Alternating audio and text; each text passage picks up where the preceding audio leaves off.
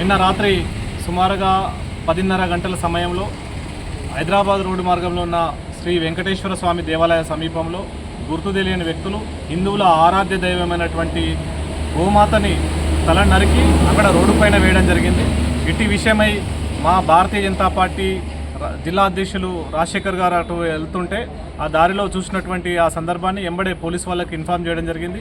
కానీ ఇప్పటి వరకు దానికి సంబంధించినటువంటి ఆ దుస్సంఘటనకు పాల్పడినటువంటి వ్యక్తులు ఎవరనే విషయం ఇప్పటికి తెలియలేదు.